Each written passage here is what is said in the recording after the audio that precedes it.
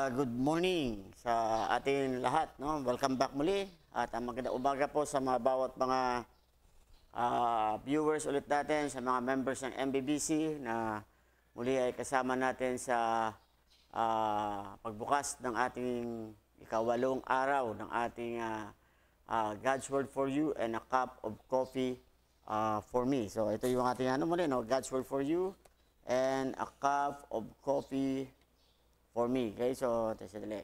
Muna tayo ng mainit na kape.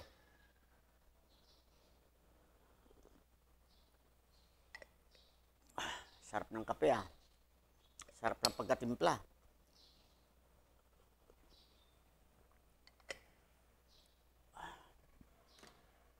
Okay, so muli, just like to recognize yung mga ating viewers, mga members ng MBBC at mga kaibigan natin na nanood nun, sina Sister Arian, Sister Atiseli, sina Sister Janine, Brother Timmy, of course, ayun kay Brother Timmy, siya yung ating ABTech sa likod, no? At then Sister Lydia Indaya, Brother Gilbert Bertos, good morning. Sister Josie Tan, good morning. Brother Tony Gacosta, good morning. Sister Emma Silan, good morning. Okay? So, yan yung mga pagbati ng ating mga kapatiran, kaibigan, kasamahan sa Laloma, at ganyan din dito sa Metro Light Believers Baptist Church. Okay? So, Sister Casey, good morning. Okay? Have a safe trip, nak. At ganyan din si Ate B, no? Sister Vilma. Okay? So, good morning. At I pray na tayo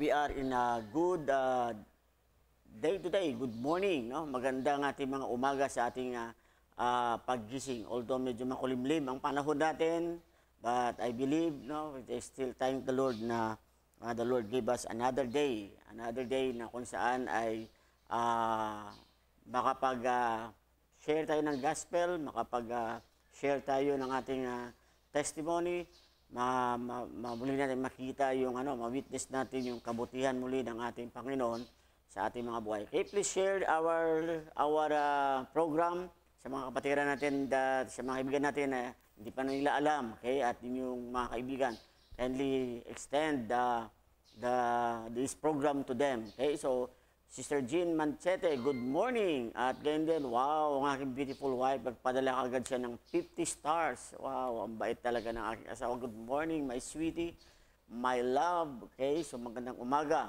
At ganyan din, Sister Adora Villanueva, no? So, good morning. Okay, so bago tayo muna magpatuloy, ay magbukas tayo magbukas muna tayo sa panalangin. Okay, so let's pray. Dear God in Heavenly Father, thank you for this morning again that you've been given. At we pray, Lord, na ito pong aming pag-aaralan. Ang topic namin pong pag-uusapan, I pray patuloy na maging pagkapala po ito sa bawat mga tagapakinig at sa bawat mga manampalataya, especially sa members ng MBBC at sa mga kaibigan namin, sa mga kapatiran that watching from other churches. I pray, Lord, na ito po, same din po, magkaroon po ito ng kabuluhan at patuloy na maging gabay namin sa sa araw na ito, Panginoon, as we face our day, face our life, face, Panginoon, yung aming po mga trabaho, pag-aaral, negosyo, whatever, Panginoon, ginagawa namin as our daily routine. Kaya, Lord, thank you for giving us this opportunity na bago namin gawin ang lahat ay kami po ay makapakinig ng inyong pong banal salita, and with the help of the Holy Spirit, I believe, O Lord, that we could finish our day with a victory and with a life that truly, Panginoon, ikaw po ang na-please para sa amin. Lord, I pray that give us a good signal and give us a good communication to each other this morning, Panginoon. Pagpalain po ang bawat isa, especially, Panginoon, kami ng mga anak mo that are longing for your word that would be a blessing para po sa aming lahat. Put words into my mouth, make me just a voice toward your people. At patawarin po kami, Ama, kung may po kayong mga kasalanan, make us worthy and fit and right today, Panginoon, sa ipong program na to, God's Word for You and a Cup of Coffee for Me. This I pray in Christ's name. Amen. Okay, so good morning, Sister Nancy Abanto, good morning. Mama Le, good morning. Okay, so Sister Rodibel Pagigan Dalupang, good morning. Brother Job Giladola from Iloilo, good morning. Welcome sa ating program ng God's Word for You and a Cup of Coffee for Me. Of course, Sister Nancy Abanto, good morning. Okay, Mama Le, magandang umaga sa atin. At ganyan din, Brother Asher and Sister Steffi Grab.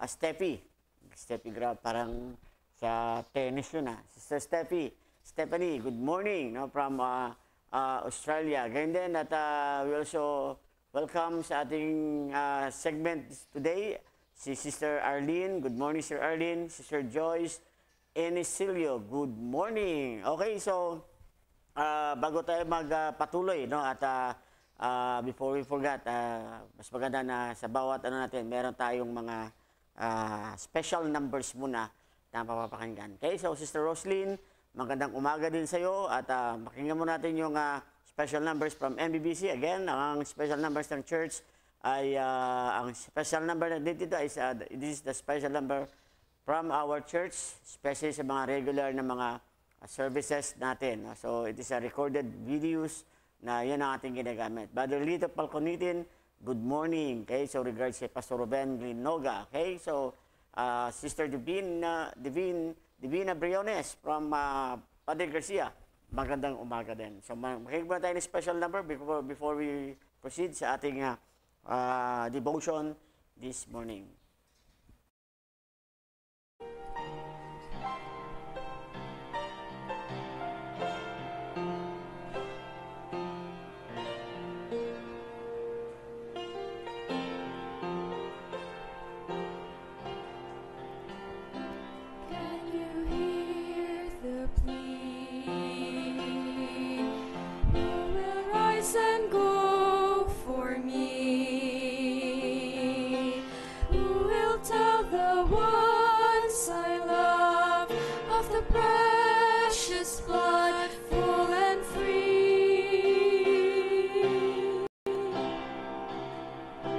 Can you hear the call? Who will rise and give me all? Will you be the one to stand? Will you hear the Master's call? I will follow him, I will follow him, surrendering all. I will give my life, I will sacrifice for the Master's call.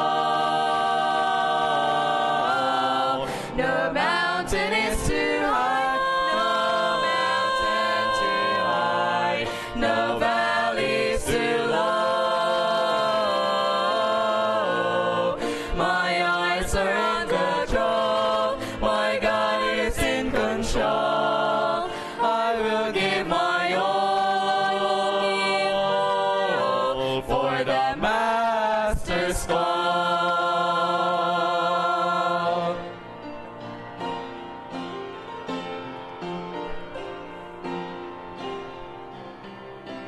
I shall believe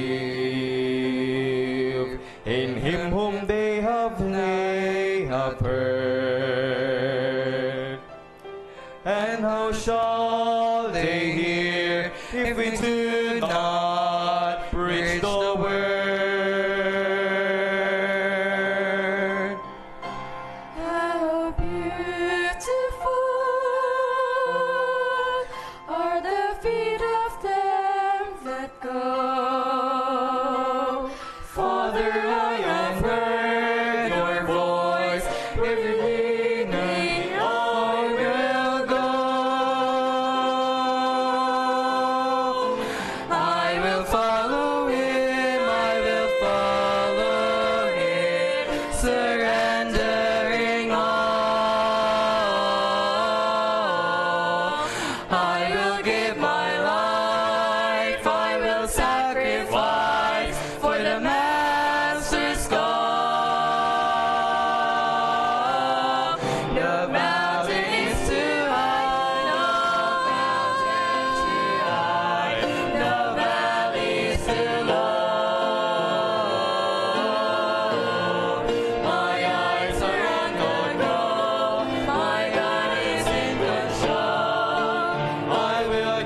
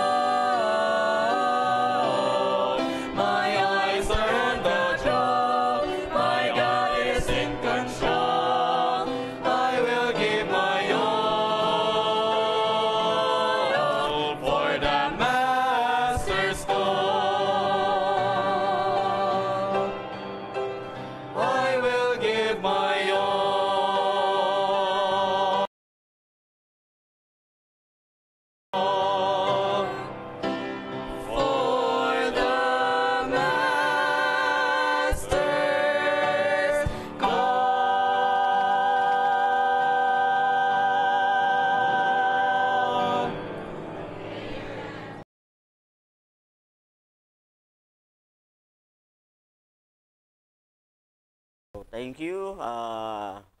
Yung mga young people natin, no? Sina Brother Joshua, Sister Keisha, Sister Casey, and Brother Jam. No? Sila yung mga ating sila special number, okay?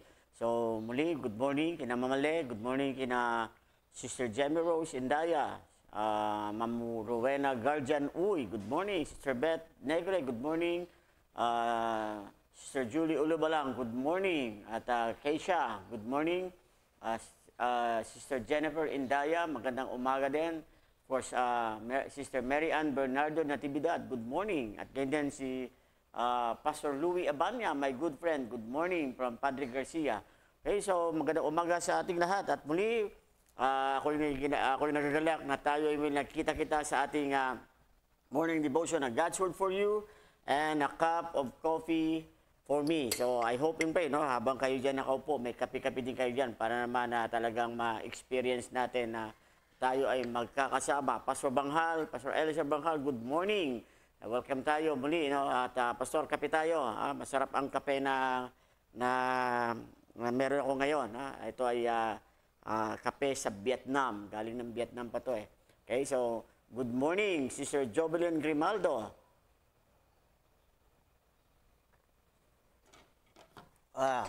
Masarap magkape. Okay, so muli, welcome tayo sa ating programa, no, ng ating morning devotion na God's Word for You and a cup of coffee for me. So sa ngayong umaga, yung ating pag-uusapan, sinasabi ko nga, yung mga topics natin is all about tawag na yung mga kailangan natin sa ating panahon ngayon. Okay?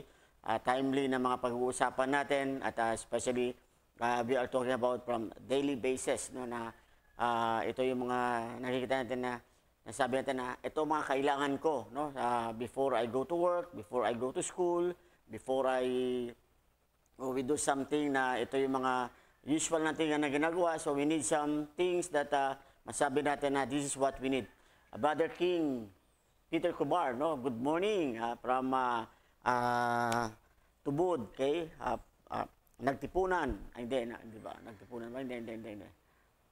Nakalimutan ko na ng pang church ni Pastor Ray Sobrabas, okay? Thank you so much, Brother King, for watching ngayong umaga sa ating, at welcome tayo sa ating morning devotion na God's Word for You and a cup of coffee for me, okay? So please share our program sa iba pa natin mga. If this program will be a blessing to you, kindly share it sa iba para naman maging blessing din sa kanila. Okay, so sabi ko nga, yung mga topics natin is always relevant sa mga pangangailangan natin today. At I pray na ang topic natin today ay maging blessing pa rin sa atin. So pinamagatan ulit natin, the topic, pigkarangan. Yun. Thank you, Brother King, no, for reminding me. Alam mo, medyo Alzheimer's na tayo. Kalahati na ng utak natin ay marami na nakakalimutan. Okay? But thank you so much.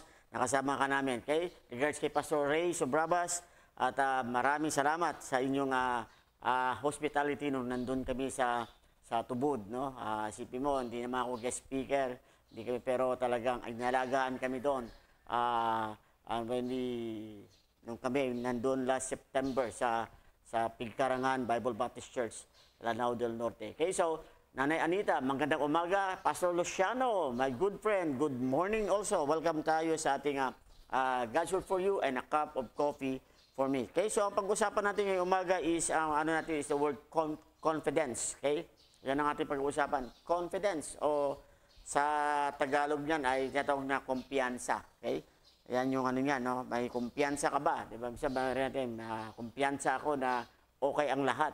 Ganun yung yan yung Tagalog ng confidence. Of course, sinino ko yan sa meaning ng dictionary natin. Okay? Ang ibig sabihin ng confidence is, sabi dyan, means the feeling or belief that one can rely on someone or something. Meron siya dito na firm trust. Yan ang ibig sabihin ng confidence. No? Ang pakiramdam, paniniwala na siya ay makaka-rely siya, no? May tiwala siya sa isang tao o sa isang bagay na kanyang sinasandalan. Okay? Good morning din yung sa natin, no? sa BBCM Itugon, kay Pastor Chester. Okay, good morning. Blessed morning din sa Pastor Chester. Okay, at welcome sa ating God's Word for You in a Cup of Coffee from my sister Keisha Pangwig. Good morning. Okay, maraming salamat for watching. So, ang pag-usapan yung confidence, no, means the feeling or belief that one can rely or someone or something na meron siyang firm na trust. Good morning, Pastor Layola. My friend, Brother Sean, good morning. Pastor Sean, good morning. Okay, so actually sabi nga nila, confidence has many meanings. No, hindi lang yan ang ibig sabihin niya ng confidence. No? There are still many meanings of confidence, but the confidence that we are going to talk about, hindi ito confidence na nakuha natin sa mundo, na prinsipyo ng mundo, but it is in the principles of the Word of God. Pastor Rex Daryl Lalo, good morning. Okay?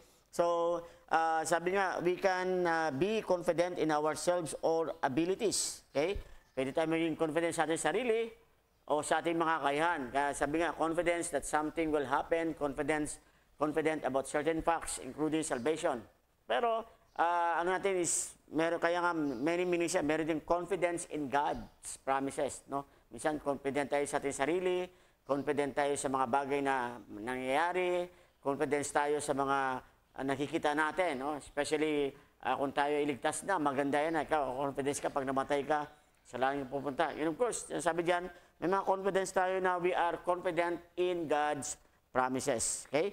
Sabi nga, the word for confidence is often translated in the Bible as boldness. Yan pa yung tatawag na synonyms o another meaning ng confidence sa Bible, no? Tawag dyan is boldness. Meron siyang katapangan. Brother Crisnel Tan is watching also. Sister Ma'am Jennifer Biating, good morning. Okay? So, sabi nga boldness, confidence with Christ. Sabi, with Christ by our side. Of course, meron tayong boldness with Christ in our side. And we also boldly set forth to do His work. Okay? Tayo ay, kung si Kristo ang ating kasama, no? Meron tayong confidence para magawa ang work that He set para sa atin, especially today. No? Alam ko, ang Panginoon may mga set na siya na work na yan ang gusto niyang ipagawa para sa atin today. At bilang manampalataya, minsan we already prepare ourselves. Ito yung mga gagawin natin today. But I do pray na sana ay when you do that, make your confidence na it is the Lord who set that work para sa iyo ngayong umaga. At sabi, and we are confident that we can do anything within His will. No? Kung ang mga bagay ito ay kalooban ng Panginoon, sabi nga we will be in confidence na magagawa natin yan kasi yan ang kalooban ng Diyos. Especially pag, di ba, calling, prayer, pinag-pray mo na yan, calling mo yan, o kaya ito yung design ng Panginoon sa iyo. Pag yan ang ginawa mo today, I believe, no, you will have a confidence na there will be no problem in it. Sister Elisa Ruiz Wahe, good morning. Pastor Ruben Grimnoga, good morning. Okay?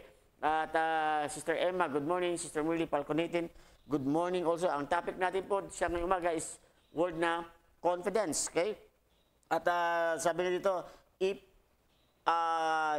pag meron tayong confidence, sabi diyan, our ultimate confidence, dito nakalagay, our ultimate confidence comes from trusting that God's word is true. So, sabi ko nga, di ba, we could have confidence has many meanings. We have confidence sa ating sarili, confidence sa mga bagay na nakikita natin o na nangyayari, confidence sa mga bagay na nakikita natin na meron tayo, confidence, of course, confidence sa promise ng Panginoon, pero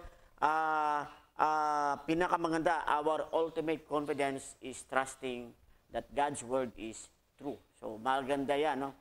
Sister Kimberly Melesa is watching. Okay? So, good morning. Sir Arlene Barshal, good morning. At sabi ni Pastor Ruben, amen and praise the Lord. Amen din, Pastor Ruben, and praise the Lord din sa buhay mo. No? You are a good example. You are our inspirations in serving the Lord. Okay? So, thank you sa iyong buhay din, Pastor Ruben. So, ngayong umaga, confidence na mayroong mga tanong. Sabi nga, kung tayo ay confidence in trusting God, that trusting God's word is true, sabi, if we are assured of that, kung tayo ay tiyak tayo dyan, no, na totoo sa natin, then we can endure any trials we face here on earth and know all the blessings that await us in heaven. Kung tayo ay buo ang ating pagtitiwala sa salita ng Diyos at alam natin na totoo yan. No? Sabi dito, anumang bagay daw na mangyayari sa atin o dinadaan natin dito sa mundo, sabi, walang problema yan. Okay? Walang problema yan. No? Makakaya natin yan. Kasi bakit? Kasi we know na, meron tayo, kasi ang salita ng Panginoon ay totoo at meron tayong tinatawag ng mga blessings that awaits for us in heaven. Okay? So, Sister Evangeline, Sir Flor, good morning. Kaya, may mga tanong, no? Ito yung tanong niya, is there anything I can do to cultivate greater confidence? May mga bagay ba na magawa ko para mapalago ko ang greater confidence in my life? Well, sabi nga ito nga God's word for you and a cup of coffee for me. Ako ay taga-kape lang, no? Pero ang mga tanong na yan, ang sagot diyan palagi ay sa salita ng Diyos natin kukunin. So, ang sagot diyan ay nasa Psalm 112, no? Psalm 112 verse 5 to 8, ito yung sinabi ng Bible. Sabi, a good man showeth favor and lendeth. He will guide his affairs with discretion. Sabi nga sa verse 6, surely he shall not be moved forever. The righteous shall be in everlasting remembrance. Verse 7, he shall not be afraid of evil tidings. His heart is fixed, trusting in the Lord. In verse 8, sabi diyan, his heart is established, he shall not be afraid until he see his desires upon his enemies. So, ang sabi ng Biblia, sabi ng writer ng Psalms, sabi dito, a good man showeth favor. No? Ang isang tao daw, isang mabuting tao, nagpapakita ng tinatawag na pagkagusto o kaya pagka-interesado. Okay? At ginagawa and lendeth. Alam mo, ako, when we speak of the good man, is like the picture of our Lord and God. No? Ang Diyos natin talagang when we delight ourselves to Him, sabi yan, He lendeth. Okay?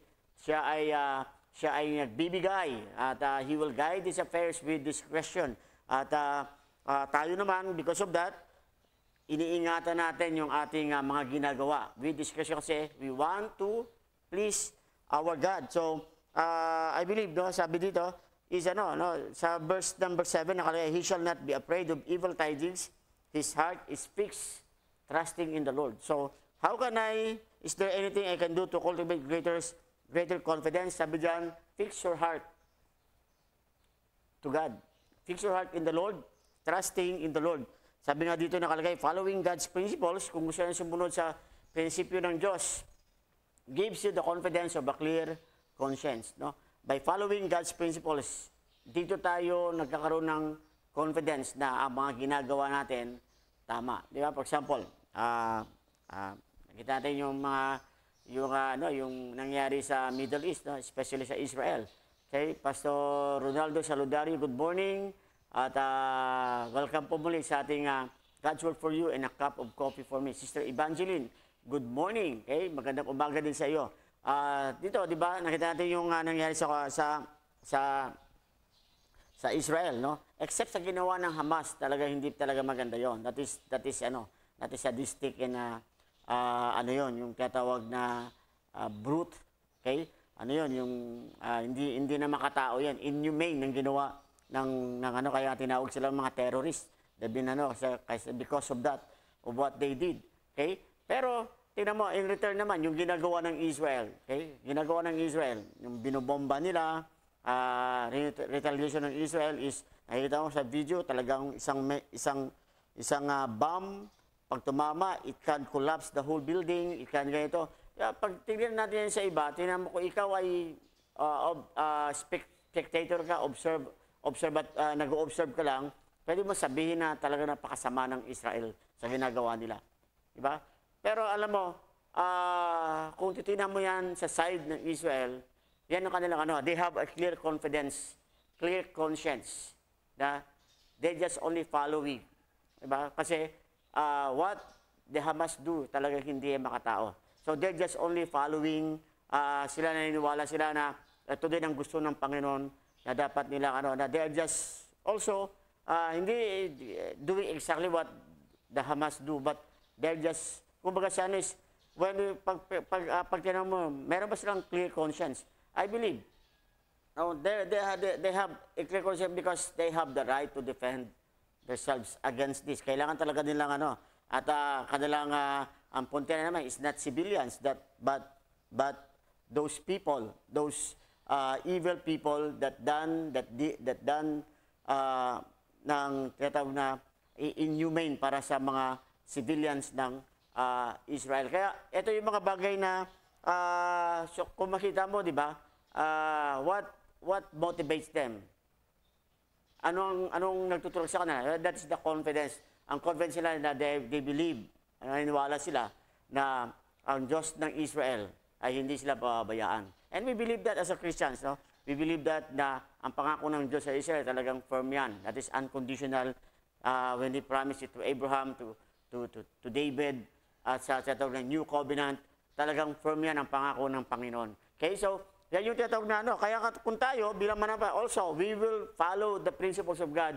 Everything that we do in this world, everything that we do today, ay hindi tayo magiging ano na, daw sa iba, sabi nila, though others will think na napaka self-righteous. No, we are not self-righteous. Napaka natin, na parang PJ natin. No, we are not do that. We're just only following, and we are not, hindi tayo nagigilty. Di ba? Alam mo, following the Lord, you should not be guilty on it. You should be happy on that when you follow the Lord. Sister Hannah, good morning. Oh, you're also watching. Brother James, good morning from Canada. Okay, so yan yung dito, no? That following God's principles, gives you the confidence of clear conscience. You know you are doing right. Ibig sabihin, naniniwala ka na ang ginagawa mo ay tama. And you know that God will ultimately reward you for so doing. At alam mo na ang Diyos, di ba? Siya ay ultimately will reward you. Di ba? Kaya ka tayo bilang manampalataya when we follow the Lord. Di ba? When we follow the Word of God, I believe, talagang hindi hindi ka magkakaroon ng confidence in doing that. Soul winning, sharing the gospel, when you follow the Lord, that is, hindi po pwede na God will not give you confidence to share the gospel to other people. Sister Rosella Gakit, good morning. At Sister Rosie Manalo, good morning. Thank you for the greeting ng magandang umaga, Sister Rosie. Okay, so, meron pa, no? Is there anything I can do to cultivate great confidence? So, Proverbs 3, 5, and 6, alam natin yung verse yan. It's a famous verse. Sabi, trust in the Lord with all thine heart, and lean not unto thine own understanding. In all thy ways acknowledge Him, and He shall direct thy path. So, sabi dito, you gain confidence by trusting in the Lord. Okay? Hindi by trusting the Lord, but by trusting in the Lord, sabi dyan, over your own understanding. So, yan yung para mag-gain ka ng confidence, you need to trust in the Lord. Magtiwala ka mula sa Diyos. Magtiwala ka sa Diyos natin, no? More than sa ating sariling panguunawa, more than sa ating sariling talino, sariling galing. At sabi dyan, and when you ask God to show His will for you, at kung tayo daw ay hingi ng pakita ng Diyos ang kanyang kalooban today, for example, kumbaga sa He desires to guide you, di ba? Alam natin ng Panginoon, God desires to guide us. Kaya kung tayo ay hihingi sa Panginoon na mga bagay na, Lord, ipakita mo sa akin ang kalooban mo sa araw na ito. Ang sabi sa Bible, He will reveal it unto you. And when you follow His guidance, you can be confident you are going in the right directions. Pag sumunod ka daw sa guidance, di ba? Sa instructions ng Panginoon, ano sabi ng Bible? You are doing the right directions. Kaya nga, mga kapatid, no? To cultivate greater confidence, ang ibig sabihin natin, trust in the Lord. Do not trust on yourself, but trust in the Lord. Okay? Kaya yung Israel, kahit anong nila, they just simply do it for their ginagawa niya kung anong niya kasi they trust in the Lord. Sister Juliet Dingkahud, good morning. Okay, so magandang umaga. Welcome sa ating God's Word for you and a cup of coffee for... Amen. Thank you, Sister Casey, for sharing stars. Yan. Please share stars kung meron kayo, no? Send stars para sa ating program. At please share, no? Sa natin. Sister Brother Ian Pangwe, good morning. Welcome sa ating God's Word for you and a cup of coffee for me. Okay, so ang natin dito is trust in the Lord. So, to gain confidence is you need to trust, di ba, in the Lord. Okay? So pangalawa, sabi, how can I have confidence in the face of life's greatest hardship? Ito naman, Pastor, paano naman ako magkaroon ng confidence kung, di ba, ang kinakarap ko ay talagang ang hirap ng buhay sa ngayon. Ang dami kong iniisip, ang dami kong pressures. Okay? So tingnan mo, ang sabi sa Bible, ano mo, the thing that I could do for you is to pray for you. Kung yan ang iyong dinadaanan, pero you need to believe on what the Bible says. Okay? On what the Lord says. You need to read the Word of God para makita mo kung ano ang sinasabi ng Panginoon.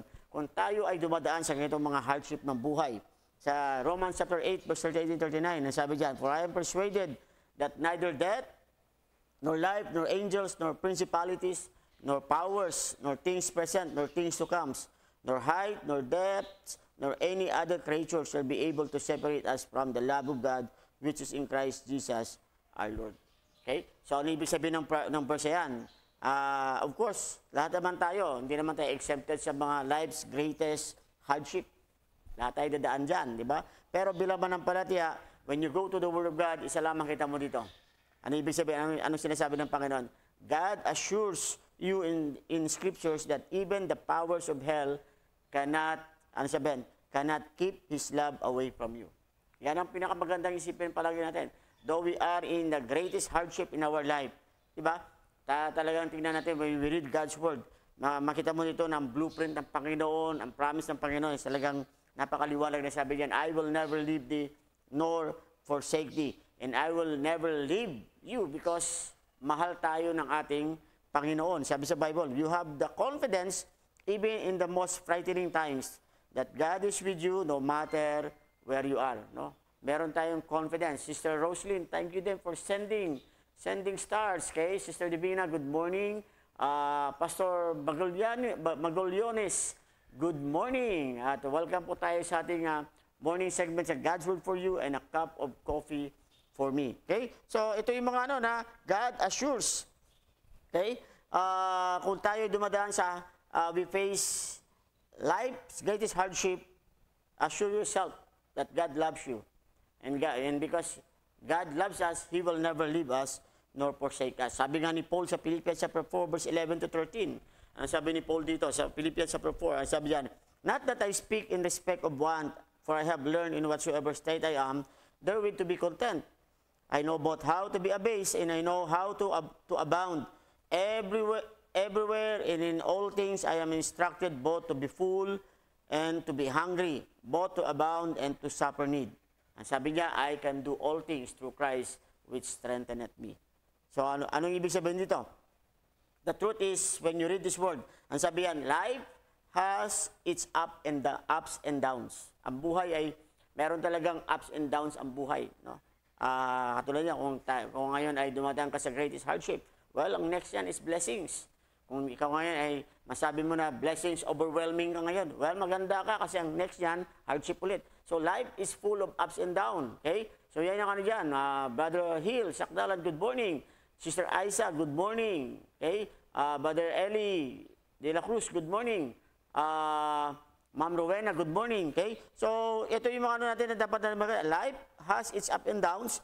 At sabi, and material comforts come and go.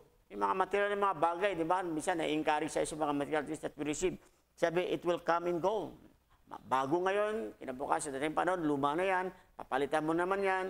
So, ganun lang ang buhay. Sister Emma, thank you for sending stars, okay? So, I thank you so much sa mga members natin o sa mga viewers natin that are sending stars para sa ating views, okay? So, life, sabi, pero kung ganun naman sabi, but no matter what situation you find yourself in, God promises to give you the help and strength you need.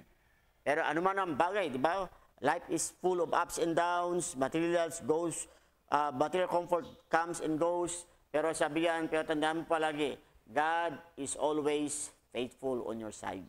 Okay? At God always faithful in His promises.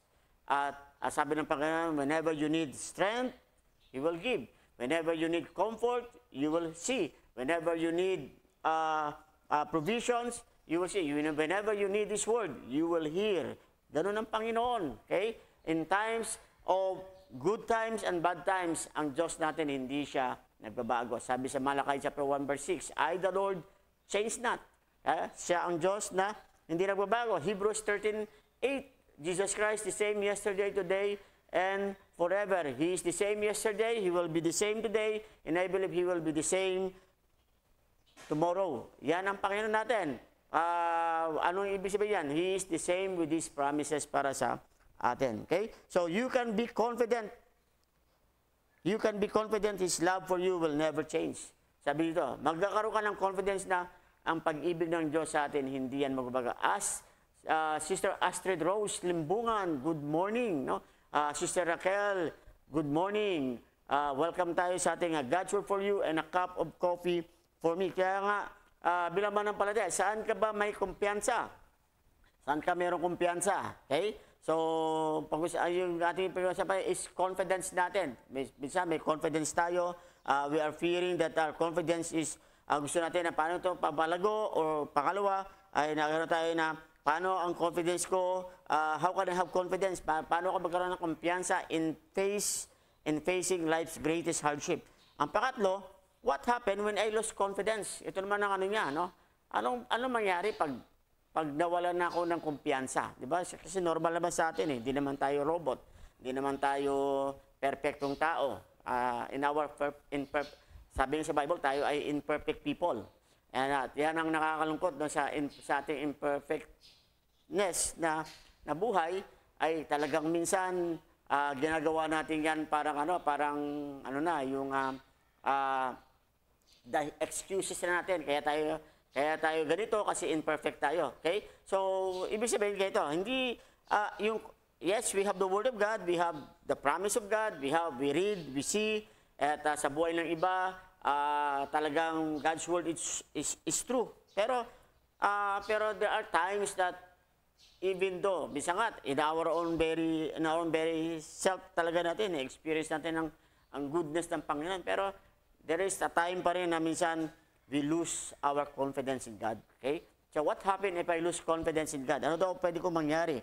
So sa Hebrews chapter 10 verse 35 to 36, ito yung sabi ng Bible. Cast not away therefore your confidence, which hath great recompense of reward. Huwag nating itapon yung confidence natin, yung kumpiyansa natin yan. Kasi dyan lang tayo kukuha ng great recompense and reward from the Lord. Sabi niya, for you have need of patience, that after you have done the will of God, you might receive the promise. Ang kailangan na natin, pag tayo ay feeling natin, malulus ang ating confidence, sabi dyan, ang kailangan mo lang ay patience. Endure patience. Okay? Sister Joy Longakid, again, thank you for watching. Sister Divina Mendoza, maraming salamat for watching. Ma'am Emmy Pagirigan is also watching. Thank you for watching. Okay? So ito yung gusto ng Panginoon sa atin na sabi dito, when you are on the situation that you are about to lose confidence in God, sabi diyan, kailangan mo lang is patience. You need patience that after you have done the will of God, you might receive the promise. Okay? Ano bang will of God? Pag meron kang pagkakataon ng feeling mo, nawawala ng confidence mo, ang will of God sa iyo is maging patience ka. Anyway, patience is one of the fruit of the Holy Spirit. Diba? But the fruit of the Spirit is love, joy, peace, long-suffering, gentleness, goodness, faith, meekness. Okay? Yung long-suffering dyan speaks of patience. Yan isa sa mga fruit ng Holy Spirit. Sister Kat Lubindino, good morning. Okay? So maraming salamat for watching. At kaya nga ibig sabihin ganito, what happened when I lose confidence in God? Sabi yan, do not lose your faith. Kasi sabi yan, faith is confident assurance that you believe that what you believe is really going to happen. Yan lang pwede mangyari. Okay? Usually, kaya tayo nalulose ang ating confidence because nalulose talaga yung ating faith. Kaya sabi ito, do not lose your faith. Faith is confident.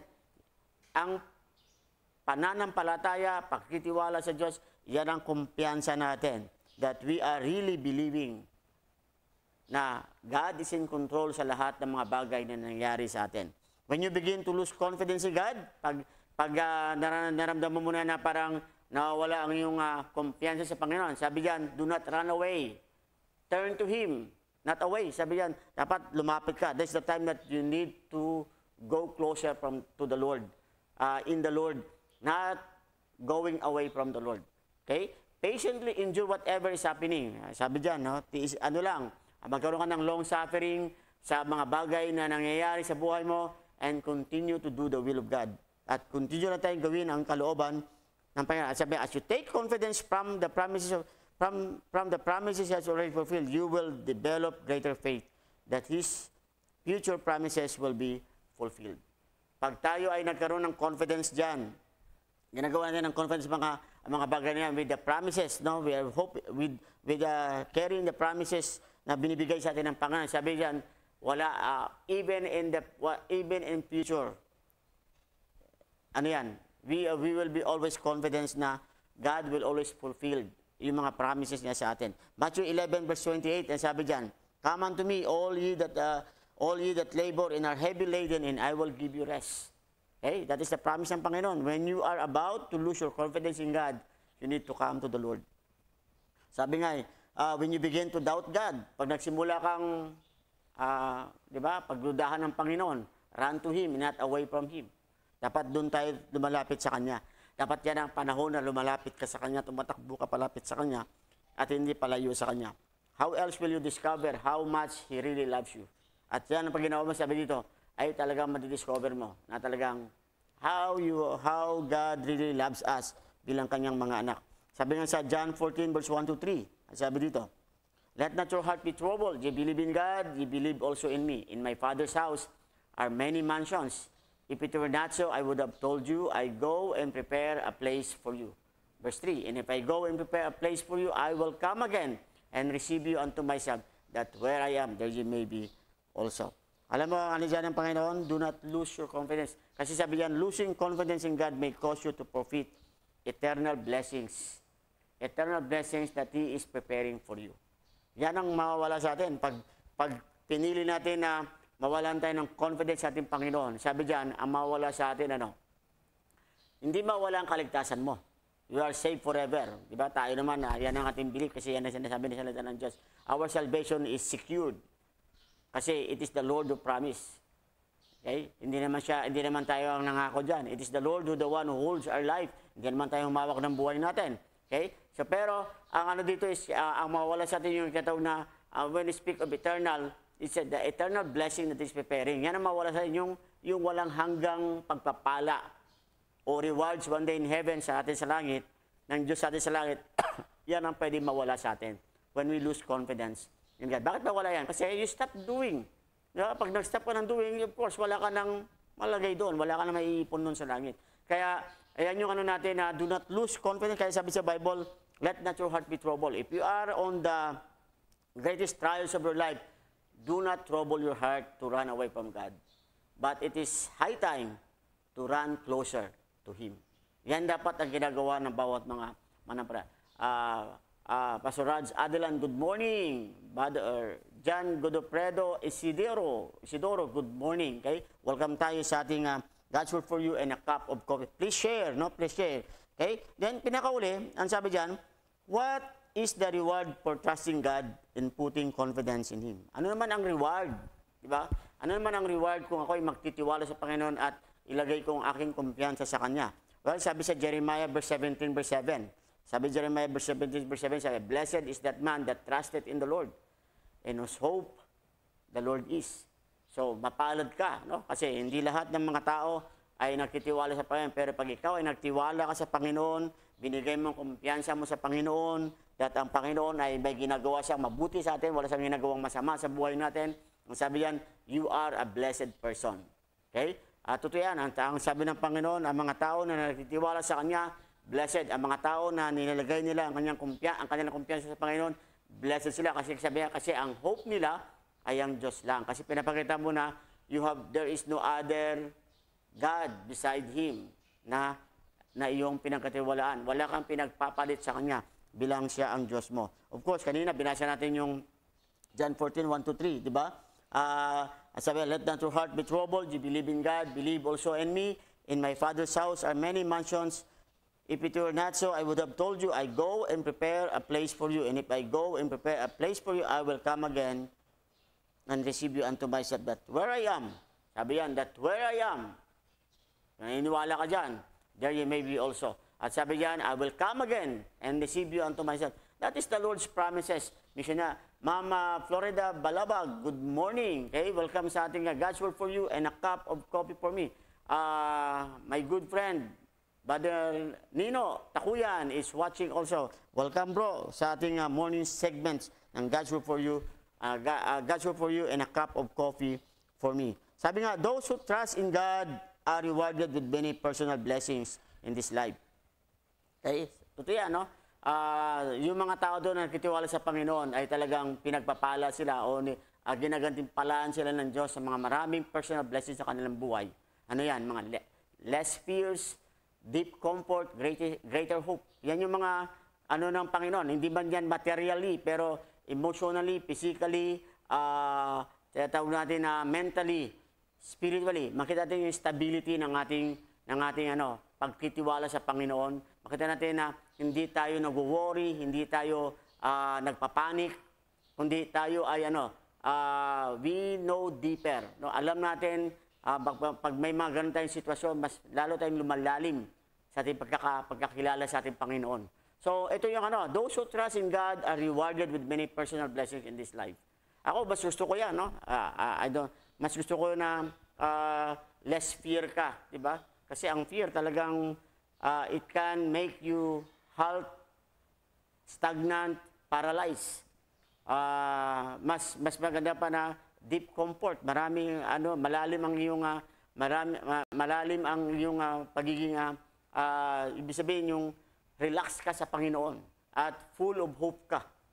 Kaya sabi yan, and the ultimate blessings of eternal life. So, the people that trust the Lord, yan ang kanilang may experience from God. Pastor Malakdim, Pastor Sally, good morning. Welcome sa ating God's Word for you and a cup of coffee for me. So, ito yung mga gusto ng Panginoon para sa atin. Kaya nga sa Psalms 112 verse 1, 6 to 7, 6 to 8, no? Pero unahin mo natin ang verse 1. Sabi, praise you the Lord. Blessed is the man that feareth the Lord, that delighteth greatly in His commandments. So, what is the reward for trusting God and putting confidence in Him? Sabi dyan, hindi lamang na you trust the Lord, but you praise the Lord. Okay? Purihin mo ang Panginoon. Sabi yan, blessed is the man that feareth the Lord. Hindi lamang na you praise the Lord, kundi you also respect, reverence the Lord.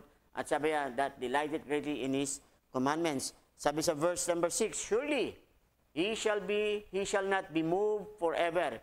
The righteous shall be in everlasting remembrance. Verse 8, he shall not be afraid of evil tidings. Okay?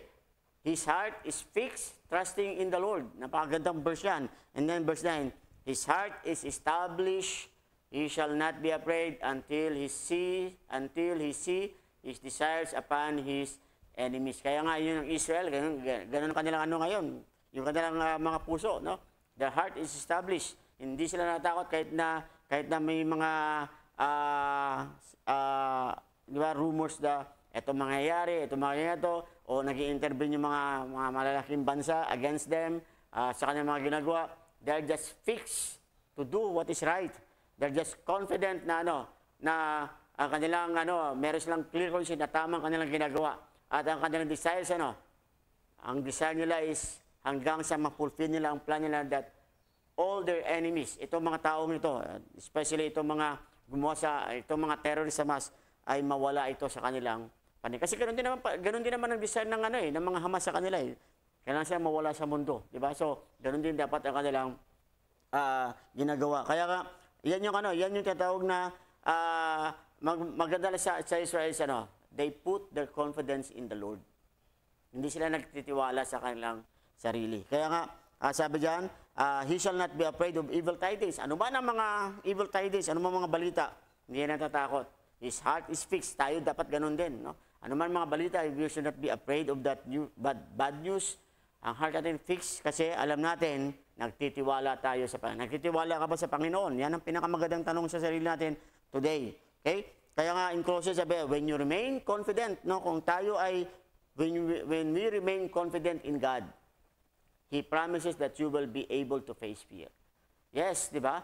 Nangako ang Panginoon na may fear na maharapan pa natin, pero sabi yan, kakayanin natin.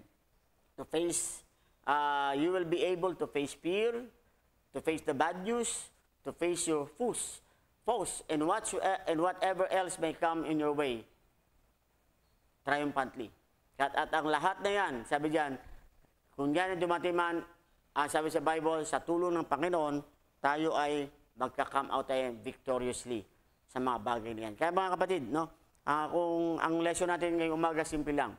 Kung ikaw ay naghahanap ka ng kumpiyansa, kung ikaw ay a person that full of confidence in your life, make it sure that your confidence hindi nagagaling yan sa sarili mo, hindi nagagaling yan sa circumstance na meron ka ngayon dahil malakas ka, o hindi nagagaling yan sa tatawag na capable ka, kundi nanggagaling ang confidence mo dahil may Diyos ka. Okay? So tayo bilang manampalataya, that is will be our confidence. Ako na, it's a good thing for me to hear that, no, na our confidence is always in the Lord. Yeah, though things sometimes are di ba? Minsan nangihina tayo sa mga bagay na to natin nakikita. Pero we thank the Lord, di ba? Na dapat talaga is thank the Word of God na He reminds us that our confidence is always in we have the Lord. We have God in our side. Na sabi sa Bible, yan yung ating dakilang kumpiyansa sa buhay. Pastor Jeremiah, my good friend, good morning. Ate Chat, good morning. Pastor Rad Adelan, good morning. Maraming salamat no, sa mga nag-amen at nag-respond sa ating morning devotion. Sister Jonabeth Saludario, good morning again. Okay? So I hope and pray mga kapatid na itong ating lessons na napag-aaral ay tunay nga na it become a blessing para sa atin. Okay? Naging blessing ito, especially kung araw na to, kung today you are looking for confidence, naghahanap ka ng kumpiyansa sa buhay. Okay? So, dapat mo makita, trust the Lord. Ang Diyos, siya ang ating kumpiyansa. Sister Beth Negre, Pastor Sally Malekdim, Sister Ma'am Alingig, okay? Good morning. Brother Ashur and Sister Stephanie, good morning. Thank you for watching. No? I hope na naging blessing yung ating morning segments kayo na God's word for you at ang ating pinag-usapang confidence. Okay? Our confidence, my confidence is not on myself. It's not on this church. My confidence is in the Lord. Likewise sa ating lahat. No? Our confidence should not be on what we see, on what we have, but on what God is para sa atin. Kaya kaibigan, kung nandiyan ka rin, it happens na dumaan ka at nanood ka rin dito. Kung wala ka pang Panginoon sa puso mo, alam mo, yan din ang dapat mo. Kung wala ka pang kaligtasan, wala ka pang katiyakan ng buhay na pag namatay ka, saan ka pupunta. Alam mo, ang dapat mong pagtuunan ng pansin ngayon is you put your confidence in God. Magtiwala ka sa Panginoon. Kasi the Bible says, only the Lord Jesus Christ is the Savior of the world. Siya lamang ang makapagligtas sa atin at siya lamang ang makapagligtas sa iyo. Kaya kung gusto mong magkaroon ng katiyakan, going to heaven, believe on the Lord Jesus Christ. Ang sabi sa Bible, and thou shalt be saved, at ikaw ay maliligtas. And thy house, pati ang tahanan mo, ay aabutin niya ng Panginoon. Mga kaibigan, I hope and pray na sana ngayong umaga ay nagbigay ito ng kagalakan sa puso natin. Na kung meron man tayong kumpiyansa ngayon, at yan ang kumpiyansa ay sa ating sarili, itakwil natin yan, talikuran natin yan, at kunin natin ang kumpiyansa ng Panginoon. Para matiyak natin yung, di ba? Matiyak natin talaga yung tiyak na tagumpay. Okay? If you want to please the Lord, thank you, Brother Ashur, Sister Stephanie, for the stars na yung pinadala. Okay? So maraming salamat. Alam mo, yan yung natin. Ang goal natin, I hope lahat tayo bilang manapala today, ang goal natin is our confidence. Diba? Kung meron man tayong kumpiyansa ngayon, ang kumpiyansa natin na magagawa ko ang kalooban ng Diyos sa araw na to. I am very confident that I will follow, I will do the will of God. Ma'am Emmy, thank you. Ma'am Rachel Toquero, good morning. Okay, welcome sa ating God's word for you and a cup of coffee for me. At by the way, mamaya, prayer meeting sa ibang mga churches, sa amin, bukas pa prayer meeting namin. Pero baka may prayer meeting kayo mamaya, if you're watching, attend. Diba? Be confident na ngayong gabi, if you attend, may makukuha kang blessings from the Lord. Okay? So, Muli, marami pong salamat at I hope naging blessing sa atin ang salita ng ating Panginoon at ang topic natin na tinatawag na confidence. So saan ka kukuha ng confidence? Do not get confidence on man, on yourself, but on the Lord. Okay? Kasi with men, with ourselves, mag-fail tayo. But with the Lord, faithful ang Panginoon para sa atin. Okay? So thank you so much. At please share this segment, share the program, share this topic na pinag-uusapan. It might be, kung naging blessing sa iyo, it might be a blessing also to others. Okay?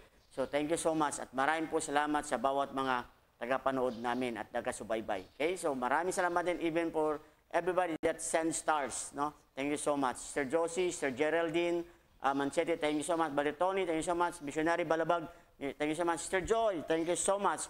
Okay? Sa mga Ma'am Mrs. Jennifer Biating, thank you so much. Mamale, thank you so much. At sa lahat, Brother Eli, Sir Aryan, thank you so much. At God bless sa ating lahat. Ma'am Rowena Uy, God bless. Okay? So tayo muna manalangin. Let's pray. Dear God and Heavenly Father, thank you so much sa ipong salita that we've been studied today, Panginoon. And I pray ito po yung naging blessing sa bawat mga viewers, bawat mga tagapakinig. And I pray, Lord, that tunay nga po na ikaw po ang aming nataas at pasalamatan, Panginoon, sa ipong salita. Lord, I pray, give us confidence today to do your will, to follow your will, and to do what you have planned for us, Panginoon. Marami po salamat, Panginoon, sa ipong kabutihan. You are a faithful God para po sa amin. And that faithfulness of you, Panginoon, would boost our confidence that wala po kami dapat ibang nilalapitan. When times that our confidence is losing, it is a high time that we need to run for you, Panginoon. Run after to you, Panginoon, para muli mabalik at hindi mawala, Panginoon, yung mga eternal blessings that you prepare for us. Lord, thank you so much. Bless po ang mga gagawin ng bawat mga manampalataya at bawat isa sa amin today, Panginoon. Nawa, pagpalain mo po kami at makitaan po kami ng confidence in serving you, confidence in doing your will, confidence in our work, in schools, in studies, Panginoon, in everything that we do, sa bahay, sa wherever we go, Panginoon. Lord, help us to have confidence that ginagawa namin ito because we have you as our Lord and Savior, we have you, and we claim your word as your promises sa amin. Muli, O Lord, thank you so much. This I pray in Christ's name. Amen. Okay, so marami po salamat sa lahat ng mga viewers natin. Sister Roslyn, thank you again. Sister Adora, thank you for sending stars. Okay? Sister Jovelyn Grimaldo, Sister Sally, thank you. Ate Sally, Brother Jonathan, thank you. Brother Eli, thank you. Sister Emma, thank you. Brother Tony, thank you. Pastor Ruhilo Handal, thank you so much. Okay? At maraming salamat. I hope and pray. Tomorrow again, makita tayo muli sa ating segment na God's Word for You and a Cup of Coffee for Me. 6:30 to 7:30 ulit ng umaga. Okay, so bye-bye and God bless us all.